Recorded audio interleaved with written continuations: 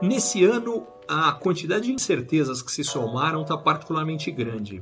Em geral, a gente tem uma ilusão que às vezes a gente vai ter muita clareza em relação a tudo, isso nunca acontece. Incertezas sempre existem, mas esse ano elas estão grandes e em número significativo. Então vamos lá.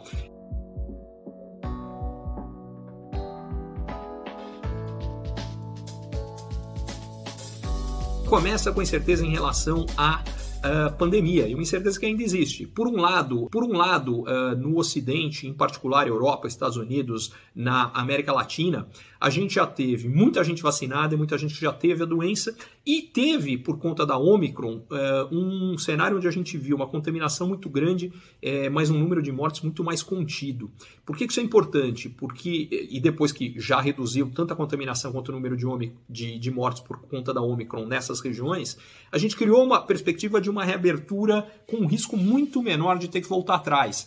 Só há um risco de um novo fechamento se houver desenvolvimento de novas variantes que as vacinas não funcionam. E o que a gente viu até agora é que à medida que a gente vai tendo novas variantes, a taxa de eficácia da vacina cai, porque lembrando que a vacina foi feita a partir de um determinado tipo de vírus, quanto mais diferente desse vírus original, o vírus que está em circulação menos eficiente a vacina acaba sendo também, isso faz muito sentido. Mas não chegou no ponto das vacinas não funcionarem. E com a quantidade de doses crescente que a maior parte das pessoas tomou, isso mais do que compensa esse outro efeito que eu coloquei. Então, quando a gente junta isso tudo, tem um cenário aqui, a priori, mas com incertezas, de uma recuperação mais sustentada. Aí a gente tem eleição no Brasil, que sempre traz incerteza, até porque, se a gente for pegar o histórico eleitoral brasileiro, sempre acontecem coisas que a gente não imaginaria. Se eu só me limitar às duas últimas eleições, na última a gente teve a facada no Bolsonaro, que certamente impactou a eleição, a gente não consegue saber exatamente como, mas ter certeza. Entre outras coisas, o Bolsonaro não foi aos debates por conta da facada. Teria sido diferente se ele tivesse ido, a gente nunca vai saber. E na eleição anterior, quando ele estava subindo fortemente nas pesquisas, já era o terceiro candidato, perto do final do primeiro turno, da data do primeiro turno, e mantida a projeção com grande chance de eventualmente ser o segundo e aí chegar ao segundo turno, que era o Eduardo Campos, ele teve aquele acidente e acabou falecendo, e por consequência, enfim, a gente teve um segundo turno que acabou sendo entre Aécio e Dilma ganhou a eleição. O que teria acontecido se o segundo turno não fosse com Aécio, fosse com o Eduardo Campos, que estava mais ao centro e que talvez tivesse mais chance no segundo turno? E por outro lado, se ele tivesse ganho aquela eleição, todo o cenário para a eleição seguinte era diferente. Então, o que eu quero dizer com isso aqui é que surpresas eleitorais no Brasil talvez sejam mais regra do que exceção.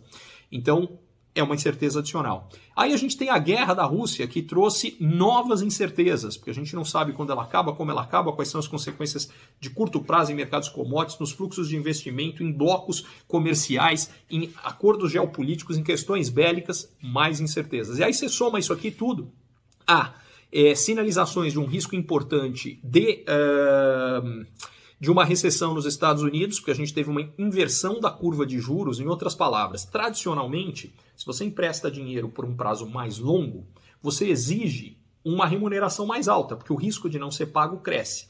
Tem uma única situação onde isso muda, que é quando a inflação sobe muito, aí os juros de curto prazo sobem tanto que eles ficam mais altos que os juros de longo prazo. É o que está acontecendo nos Estados Unidos.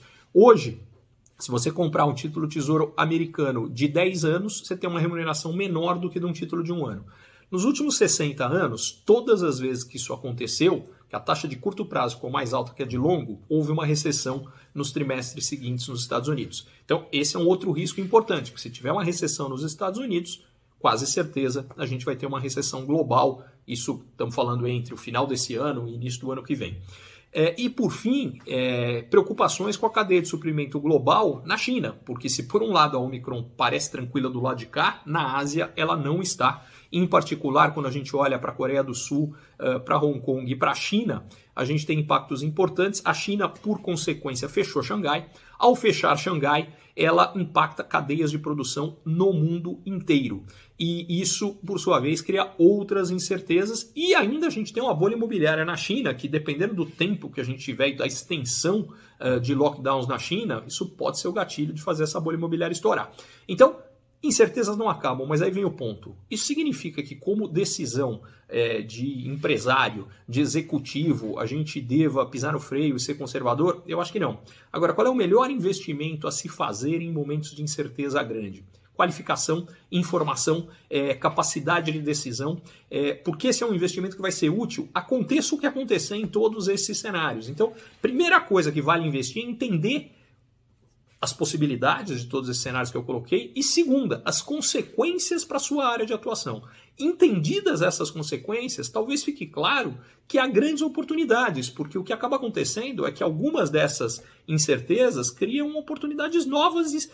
Para dar um exemplo, a guerra na Rússia elevou o preço de commodities e beneficiou, por exemplo, o interior brasileiro, que tem grandes exportações do agronegócio, que foram vendidas a preços mais elevados. E você tem outras várias consequências. Então, isso tem, às vezes, oportunidades que se abrem, por exemplo, para um grande negócio, fala, olha, talvez haja uma oportunidade de uma abertura maior, uma concentração maior de abertura de novas lojas no interior ao invés das capitais. E outras consequências parecidas. Então, em resumo, incerteza não significa necessariamente retração. Mas para que você possa tomar a decisão correta, você precisa entender profundamente quais são as possibilidades, um pouco da ideia da probabilidade de cada uma delas e principalmente as consequências na área do seu negócio. Aliás, eu espero que a gente aqui no AA e eu em particular possa ajudá-los a fazer isso acontecer.